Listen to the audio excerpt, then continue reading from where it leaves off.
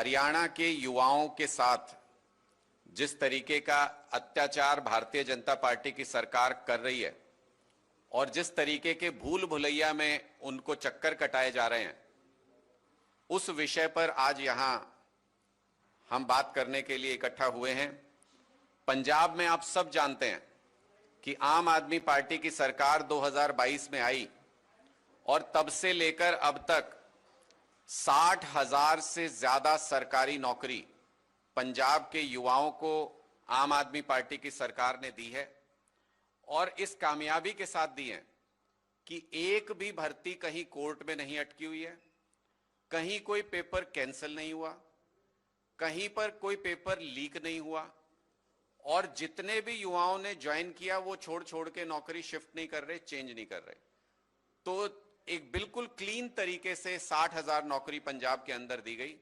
इसके ठीक उलट हरियाणा का युवा इस तरीके से नौकरी के लिए आवेदन कर रहा है, मान लो उसकी आंखों पर पट्टी बंधी हुई हो, उसको कुछ पता नहीं है कि आगे का रास्ता कहां जाता है, वो क्वालिफाई करेगा या नहीं करेगा, क्वालिफाई कर जाएगा तो नौकरी ज्वाइन कर पाएगा कि नहीं कर पाएगा, कौन सी भर्ती में सालों तक चक्कर कटाने के बाद फिर वो कोर्ट में अटक जाएगी। ये सारी चीजें हरियाणा में इस वक्त हो रही हैं। मैं एक उदाहरण देके आपके सामने बताना चाहता हूं कि ये भूल भुलैया कैसा है जो नायब सिंह जी ने और भारतीय जनता पार्टी की सरकार ने हरियाणा में रचा है। अभी तक ये कहते हैं कि पिछले 11 साल में इन्होंने 2 लाख से ज्यादा नौकरियां हरियाणा के अंदर निकाली, ऐसा सरकार का दावा है।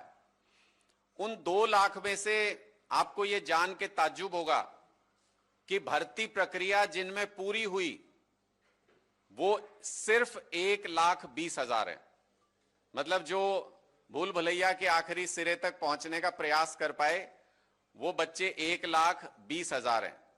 इन 1,20,000 में से 25,000 के करीब युवा ऐसे हैं जिनका पहले ग्रुप डी में सिलेक्शन किया गया और फिर वो ग्रुप सी या ऊपर के पदों पर उन्होंने ज्वाइन कर लिया, यानी वो अल्टीमेटली पद खाली हो गए। 1,20,000 में से उसको माइनस कर दीजिए।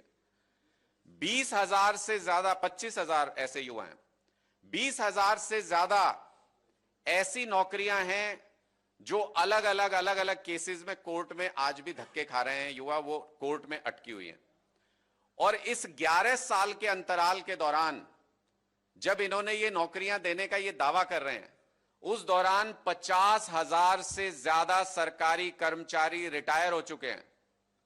जब ये नई नौकरी देने की बात कर रहे हैं तो 50,000 रिटायर भी हो गए।